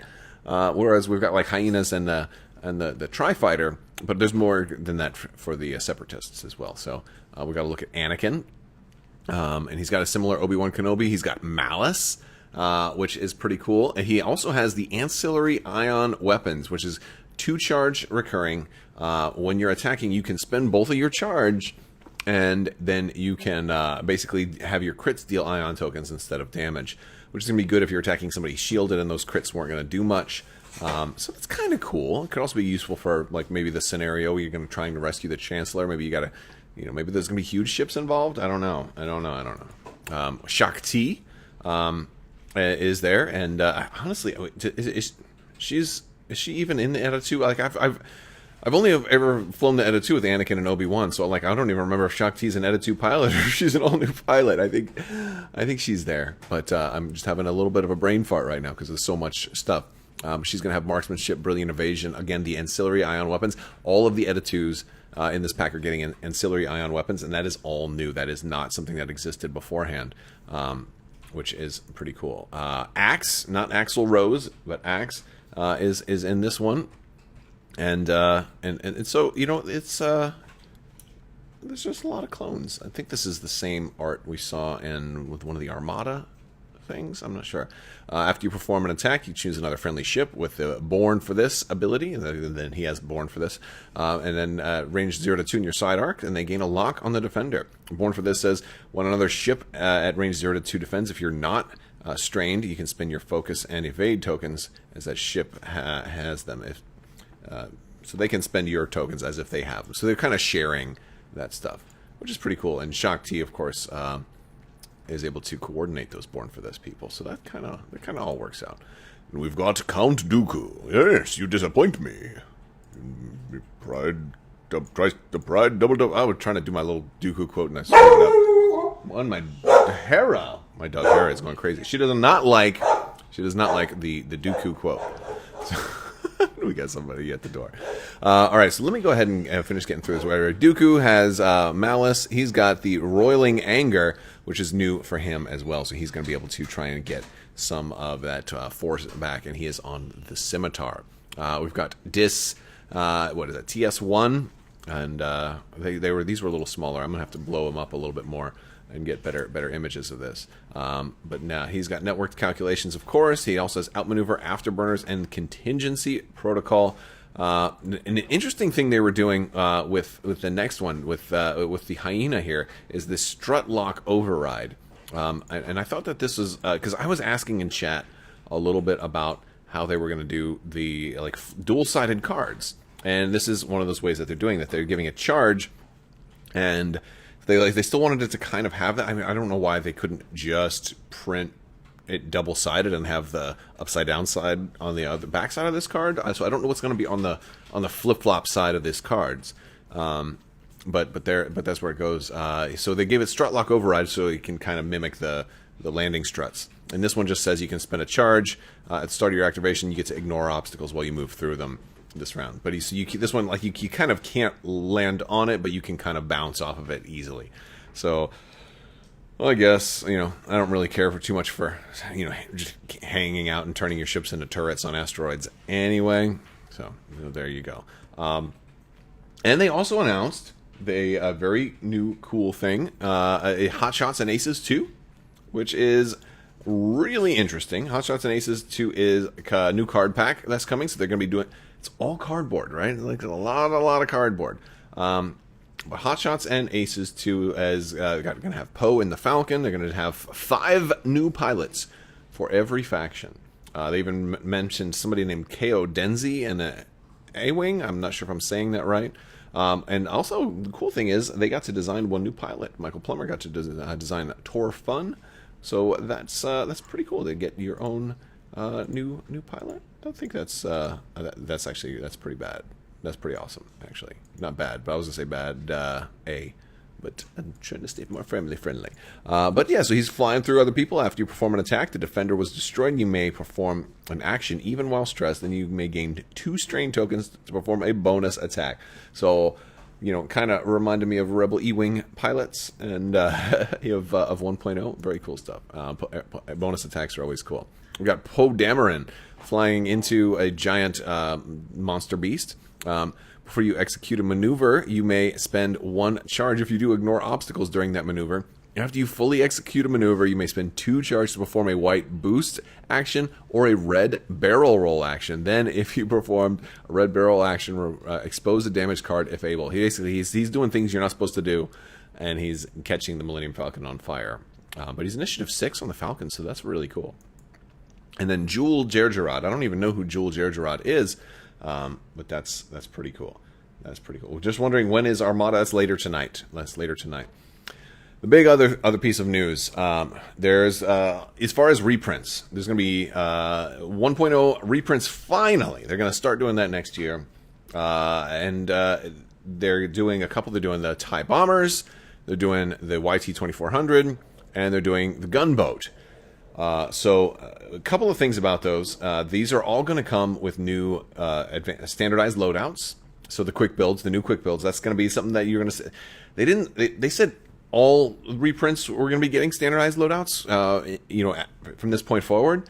Now, I don't know if that means reprints of existing 2.0 stuff. So are you going to have to rebuy your existing 2.0 stuff to get the standard loadouts? I'm not sure of that. That's something I asked, and I'm curious. For example, the T65 X-Wing, right? Are you going to have to rebuy the T65 X-Wing expansion to get a standard loadout for the T65? They also kind of hinted that these standard loadouts that come with the reprints will be very basic, and they won't have as many fancy all-new or rules-breaking kind of things. They'll be more typical of just the basic versions of those ships. They also talked about the 2400 dash will be banned, apparently. Then they'll be doing some big reworks to the way the 2400 works. So it will not be the same YT-24. Granted, the physical miniature will be the same, but they're changing the ship, which is interesting. Very interesting. And then, of course, the gunboat fan favorite. That one's coming back. A lot of people were asking if it had movable parts this time. I don't think so. I think they're using the same molds. I think they're doing the same physical ships. Sometimes the paint application can be a little different, since I think it's easier to change the paint than it is to change the mold. But they didn't talk about that. We'll just have to see. I also said some 1.0 ships will not get a reprint. So or more specifically, they said not all 2.0 ships will get a reprint. And so that, to me, that sounds like there's certain 1.0 ships that they just said, you know what, this is just going to be banned forever. I don't know. I don't know which ones they're talking about, whether it's going to be like the Tug or any of that stuff. The quad jumpers, not 100% sure. But also single-player starters are going to be coming. Again, big thing. It's important for every game to have those single-player starters in addition to the two-player starters. But the single-player starters will come with kind of like in a squadron pack format that they'd have standard loadouts as well. And then they also talked about next year, an Endor, more scenario packs, Battle of Starkiller Base, Battle of Jakku, but also the Battle of Endor for next year for the Return of the Jedi anniversary. Trying to blow up the Super Star Destroyer. I'm assuming there'll be B-wings in it, and definitely A-wings, and so stuff like that, which I think will be really fun. It does make me wonder. All right, if they're doing X-Wing Return of the Jedi stuff, and if a Super Star Destroyer is in there, I also wonder what they're going to do for Armada for Return of the Jedi. Because, hey, you got... Armada's perfect for a Battle of Endor kind of thing. So hopefully they don't leave that out. Also talked a little bit about Adepticon with store championships are going to be happening again. They're going to be sending out Worlds invites to store championships. Also, regionals are going to be getting Premier Worlds invites, which aren't the same as like the Grand Championships where you get a fully all-expense paid trip. A regular invite is just a regular old invite. You got to get there on your own. A Premier invite is also you got to get there on your own, but you get like one or more potential buys. So if you win a Premier invite, you get there and you get to like you don't have to play the first round. You get an automatic win for your first round, which is good not only for your strength or for your for your wins, but it's also good for your stamina. So you get to you can be less exhausted by the end of the day. So that's a cool thing. That's a cool thing. That's just about it for all the X-Wing stuff. Again, I will be doing some kind of recap after all of these things are done early next week. Probably I'll do additional recaps. So that is going to do it for today's video, the live stream for now. I'll be back later on tonight. There will be Armada being streamed, so that'll be super, super fun. I will talk to you guys later, thanks to my patrons. Wait, no, hold on. We got one more thing to do. I got to announce the winner. Got to announce the winner of the B-Wing S-Foil. Yep. I didn't do that before. I've got to do that now. And so we're going to pick a random B-Wing #person, and it's it's gonna be Aridon, Aridon. Congratulations, Aridon. You are the winner of the B-Wing giveaway. Thank you for entering. Go ahead and shoot me an email, and I'll get your info, and we'll screw you away there. That's going to be mailcrabbok@gmail.com, and shoot me I just need your shipping address, and we'll get that all set out for you. All right, guys, that's going to do it. Big thanks, and I'll talk to you guys later. There we go. We're going to end the video for real this time. May the Force be with you. Live long and prosper. Be excellent to each other. So say we all, and goodbye there.